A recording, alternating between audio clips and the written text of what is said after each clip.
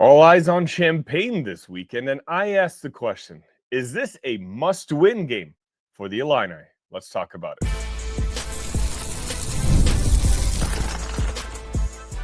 You are Locked On Illini, your daily podcast on the Illinois Fighting Illini. Part of the Locked On Podcast Network, your team every day. Welcome all to another Friday edition of Locked On Illini. Thank you all so much for making us your first listen each and every day. Today's episode is brought to you by Mazda. Like our players, we sweat every detail because when you make every move count, pulling off the unexpected is only the beginning. Stay tuned later for highlights in this week's Moving the Game Forward, Mazda Move and Be Moved. My name is Verma, your host here at Locked On, where I'm here covering the Illini for you each and every day. I ask for nothing in return, but if you're feeling generous and you want to hit that like button for me, I would absolutely appreciate it. My goal is to hit that vaunted 3,500 subs on YouTube over this weekend. So if you can help me do that, let me know if you are number 3,500. I absolutely would appreciate that. Now, something I don't appreciate, unfortunately, at least this is the last day. My everydayers will know that last week I lost a bet to Jacob Goins of Locked On Hoosiers. And so for this entire week, I've had to wear this gross-looking Indiana Hoosiers hat. Now, granted, this is going to be the last day, hopefully ever. But if this image bothers you, as it probably should, it's okay if you want to find me on your favorite audio platform and listen to this via podcast instead. So let's talk about Saturday. Saturday's a huge matchup. All eyes are going to be on Champaign, which I'll talk about in the next segment. But I just wanted to focus a little bit on USC and what this game essentially means. It's funny, right? College football is a funny sport.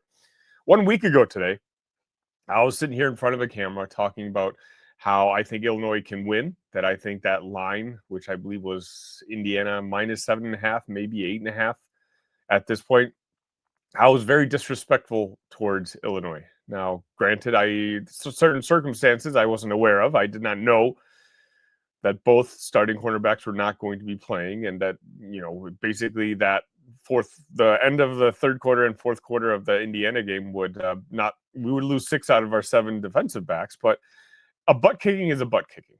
And a week ago, we thought this Illinois team was a strong playoff contender. We talked about how after a victory over Indiana, we could be setting up for a top 5 showdown in Champaign in 2 weeks when Ohio State comes to town.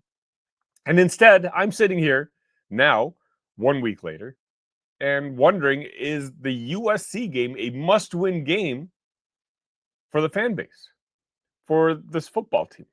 Because those are the words that are being mentioned right now, which, quite honestly, surprises me a little bit. Do I think this game against Saturday is a must-win? No. And I'm only saying that because if you watch my preview episode where I predicted the win-losses for the Illini this year, I predicted us to lose on Saturday. And technically my prediction hasn't changed. I just submitted 38-28 to USC. But the thing is, guys, USC is a very good football program. Very good football team. One of the all-time blue bloods when you think of the sport. They've got a very good head coach in Lincoln Riley, who, unfortunately for Illinois, is very good at exploiting mismatches and scheming. And unfortunately, that's for this Illini team, that may be one of the weaknesses. And USC leads the country, or at least they're tied, in sacks.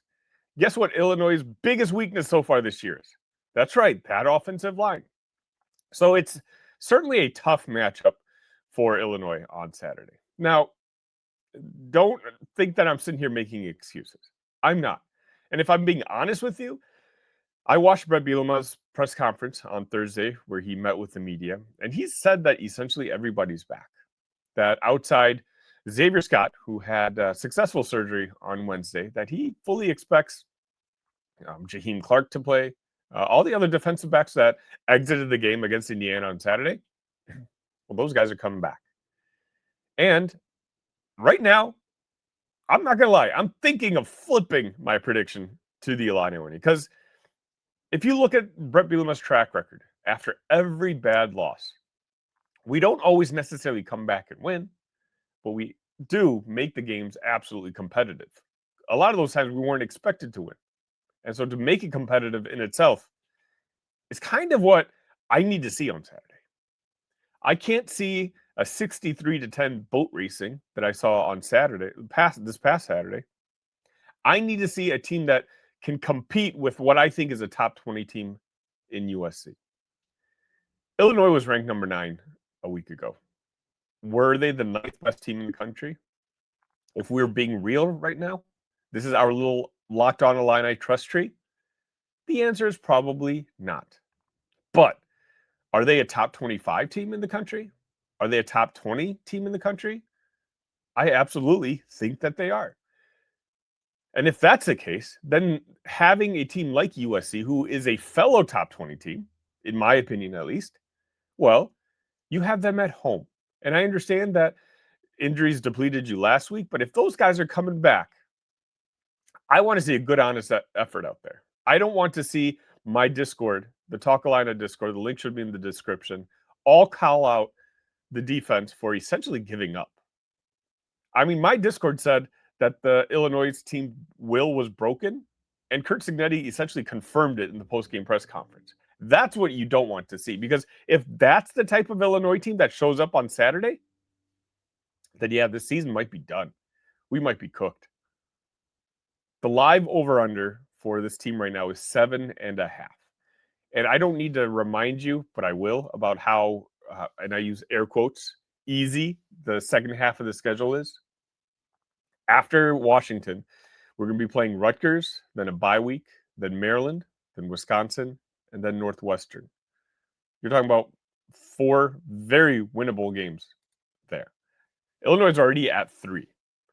So really, games like tomorrow and games like Purdue, if you want to hit the over 7.5 victories, well, then you're going to have to win one of those games. I want to see a very competitive effort against USC. I want to see a win. But more importantly, I want to see a team that competes, because I never thought I would have to ever question that with a Brett Bielema team. I thought the days of losing 63-0 were gone. And that effort last Saturday was simply unacceptable. But you know what? Everybody has bad games. I have bad shows. Some of you will say I have a week-long bad shows. That's not the point. But do you bounce back? USC is good. But they're not Indiana. They're not Ohio State. They may not be better than Illinois. Right now, a lot of people have one foot off the bandwagon when it comes to the Illini. If Brett Bielema wants to salvage that, they need to put up one heck of a performance on Saturday against USC. Because if they lose to USC, well then, of course, at that point, Purdue becomes a must-win. You cannot be 3-3 going into Ohio State. And I know Purdue is rebuilding and a brand new coach, but whether we like it or not, it is a rivalry game, and these sort of games are always closer than people want them to be. They almost beat us last year. And last year's team was one of the worst I've ever seen in college football. This year, Barry Odom has those guys fighting. And so for me, it's as long as the will truly isn't broken on the Illini, I think tomorrow's game is not a must-win. I do want to hear your thoughts. Do you think Saturday is a must-win? Now, granted, if you're trying to make the playoffs still, if you're still holding on to that, yeah, it's a must-win. But essentially, every game is going to be a must-win. You can maybe afford to lose to Ohio State, but outside Ohio State, you can't get into the college football playoff with 3 losses, and you already have 1. But if you're just talking about winning 8, 9 games this season and trying to continue that momentum moving forward, if you can follow up a 10-win season with a 9-win season, I mean, you're headed in the right direction, especially for Illini football. But again, on Saturday, adjustments need to be made, because if they're not, the heat on some of these assistant coaches is going to get a lot hotter. Brett Bielema is going to have to deal with this. So he already has a reputation of hiring his own ex-players or having a buddy-buddy relationship with some of his assistant coaches. which is fine and it's cute when you win 10 games. But when you seem to have the same problem year after year of starting off slow with particular units, something's got to be done about that. Brett Bielema's supposed to be an offensive line coach, and yet the offensive line is the big weakness. And he can't even use injury as an excuse. I understand that USC has some future NFL players on that team. And I understand that they're leading the country in sacks. That's fine. It doesn't matter. Illinois, you're at home. You're going to have the whole world watching. You need to take care of business on Saturday. I want to say go out there and win. But truthfully, just go out there and be competitive.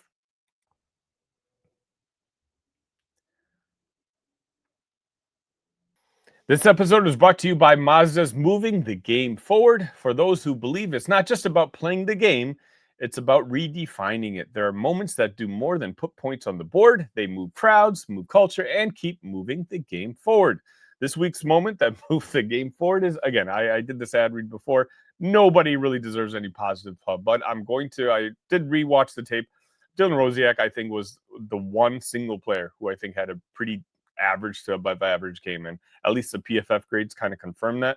He had an 84.3 PFF grade. So I'll just say, Dylan Rosiak, thank you so much for having a positive impact on the Illini. When you follow what moves you, the unexpected is only the beginning. And just like there's more to every highlight, there's more to a Mazda vehicle. Mazda, move and be moved.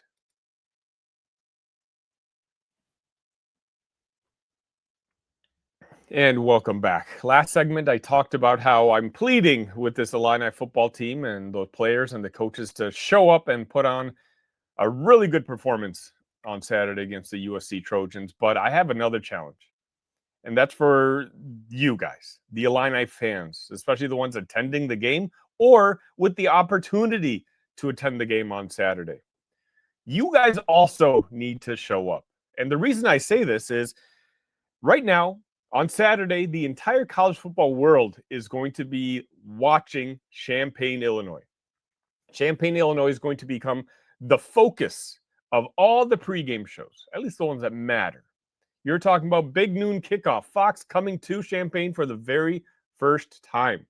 Barstool and Dave Portnoy is going to be walking around campus for the very first time. Even Josh Pate, one of the more influential college football analysts, is going to be in Champaign for the very first time.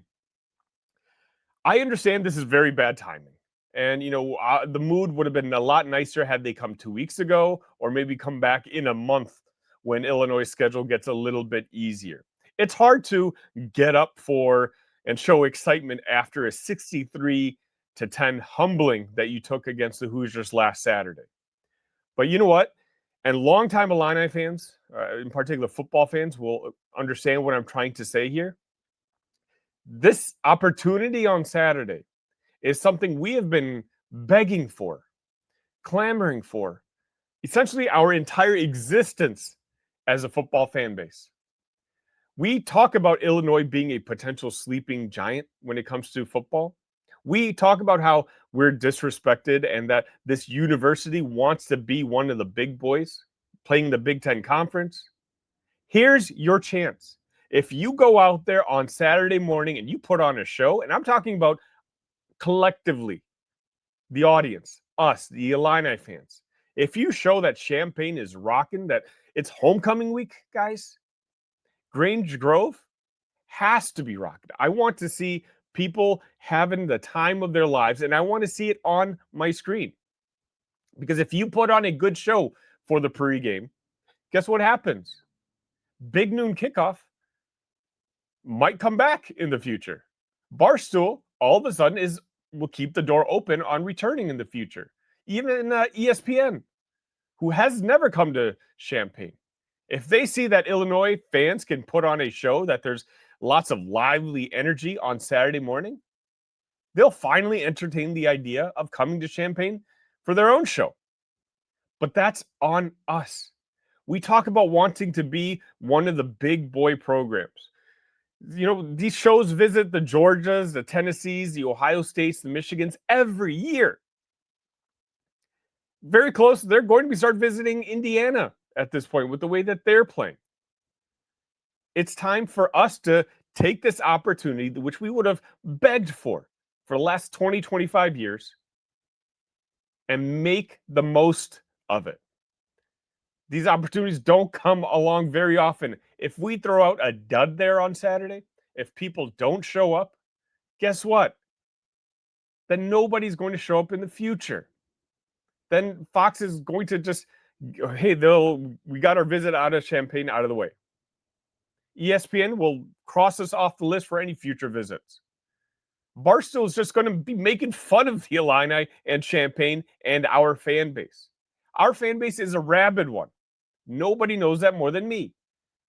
Our fan base is a passionate one. Trust me, nobody knows that more than me. But we need to show the world.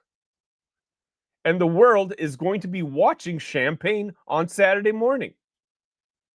I think the festivities start at something like 7 a.m. Get there at 6:45 a.m. The shows themselves start at 9 o'clock.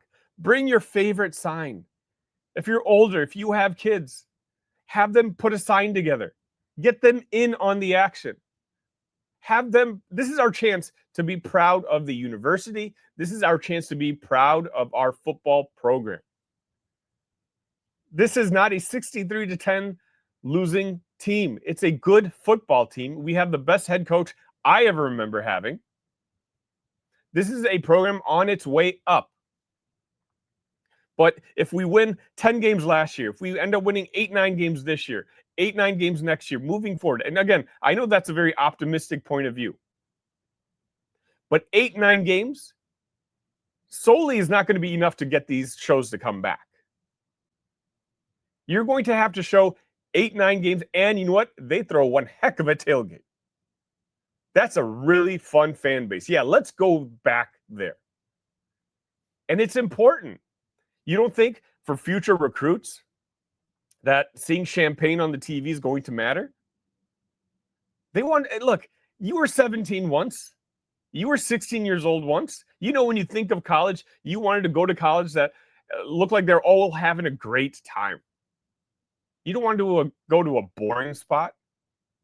If all of a sudden it recruits down to Indiana and Illinois, and they know Indiana is going to be getting opportunities to go to game day or a big noon kickoff in the near future. And Illinois, well, yeah, actually, I ended up watching that game against USC, and it was a dud.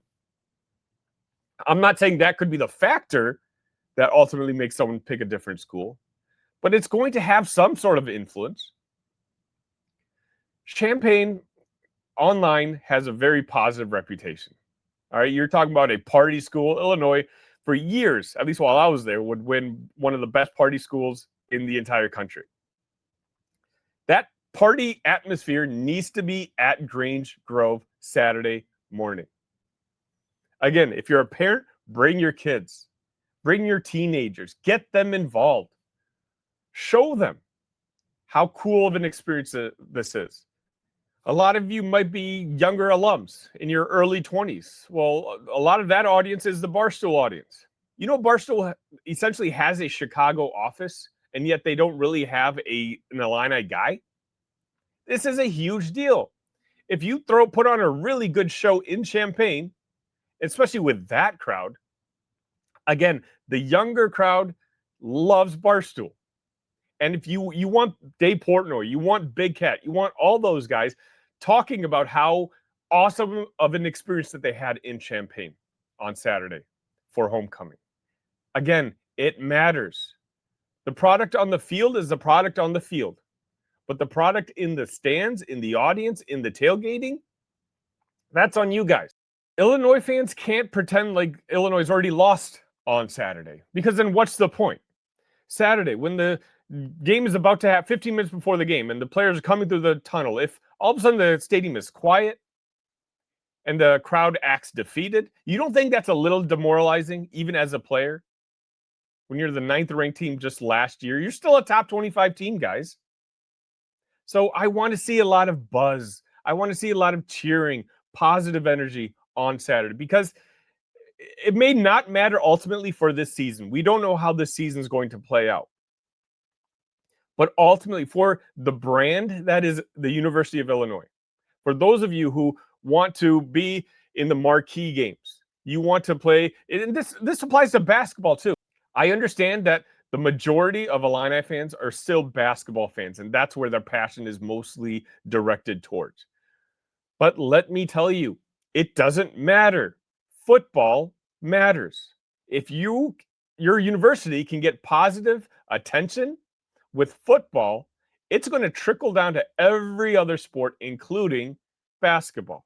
If you become a brand name on the football side, you're going to get a lot more money on the basketball side. So ultimately, if you want to win a national championship at the University of Illinois in basketball, well, being good at football and getting paid money for football is going to help you get there. I say it all the time on the show, and I truly do believe it, that between Brad Underwood, Brett Bielema, and most importantly, Josh Whitman, it's an absolute great time to be an Illini. Heck, I have a t-shirt somewhere that says it.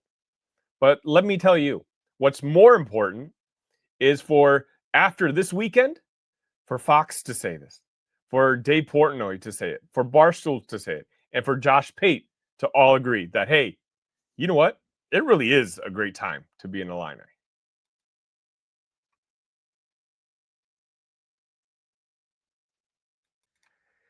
It's almost the weekend. Time to look back and crown this week's MVP on Who's Delivered. Powered by DoorDash. Just like you can win every Saturday with DoorDash Streaks. Saving more every time you order. These players delivered when it mattered most. Let's break it down. For the Illini this week, I chose Dylan Rosiak. Again, he seemed to be the only player with a pulse out there against Indiana. But I can't wait till next week when I have way too many options and I can't decide which one I'm going to pick for this particular segment, because we had such a successful and victorious Saturday. And just like Dylan Rosiak delivered for the Illini, DoorDash delivers your Saturdays. With DoorDash Streaks, you save every Saturday you order. Stack it all up all season long. You can save up to $250, including $100 in DoorDash credits. Order this Saturday. Keep the streak alive. Fuel your game day only with DoorDash. Terms apply. Promo period through 11/18.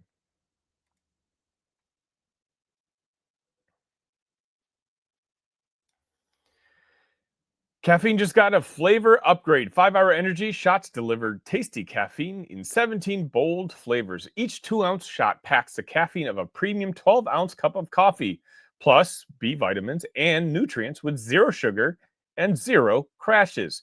What I love most is how portable they are. Big taste, tiny shot. You can take it anywhere and get the boost that you need. Honestly, I just love how it kicks in almost immediately, and it's sugar-free, so I don't have to worry about crashing later. Enough with the boring, flavorless caffeine. It's time to give your caffeine a flavor upgrade with 5-Hour Energy shots.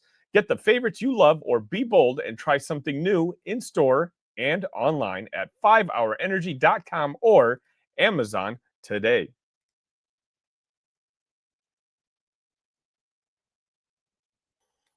And welcome back.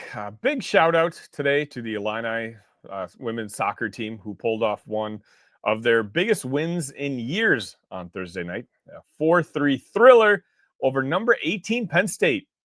This wasn't just another win. It's just another statement about where this program is headed under first-year head coach Katie Holton. Think about the history here. Penn State had beaten Illinois 10 straight times, including a 5-0 blowout just 2 years ago. So when Illini players sprinted off the bench at the final whistle, it was more than just celebrating a single victory. This was breaking through a wall that had been there for a very long time. And it wasn't just the result. It was how Illinois got it done. Senior forward Leah Howard scored twice. Emma Yee netted the game winner in the 83rd minute. And Sydney Stevens added one of her trademark moments with a beautiful strike early on. That's 3 different goal scorers, all veterans, stepping up in the biggest moments. Holton has made it clear she wants the team living by the word tone. Be the team that sets the tone. You could see it Thursday night.